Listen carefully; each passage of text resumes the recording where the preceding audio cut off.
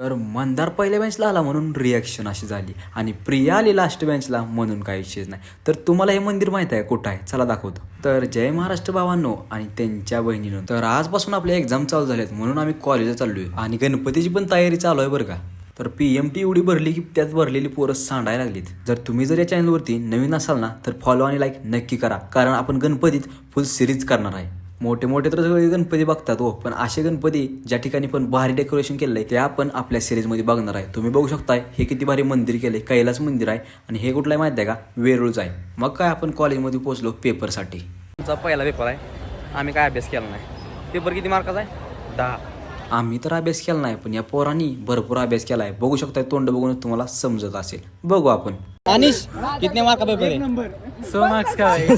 अरे बाप रे.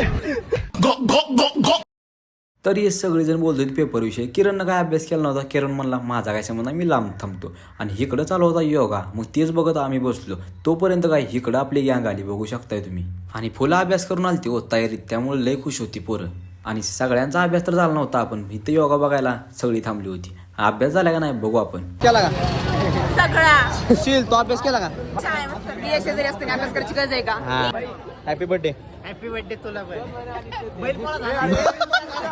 अण्णा तुम्हाला पण रेडा पोचत नाहीत पण तुम्हाला एवढी चेष्टा मस्करी चालत असते. मग आम्ही आतमध्ये जायला उभा राहिलो रांगेमध्ये. इथं आयडेंटिटी घेऊन उभा होतो, कारण की आयडेंटिटी नसली का सोडत नाही ती. मग आयडेंटिटी घातली ना आतमध्ये आलो आणि नितीन बघू शकताय पूर्ण पळत आहे. कशासाठी माहिती आहे का, चला दाखवतो तुम्हाला. नंबर बघायसाठी हो, कुठं बसायला आला हे बघायचं होतं. 1 नंबर लागतात ते. तर खूप खुश झालता, कारण अभ्यास केला होता आणि ह्यानं अभ्यास केला नव्हता म्हणून ह्यो नाराज झालता. बघू शकताय, बघितला गाडी शॉकच झाला एकदम. हे प्रभू.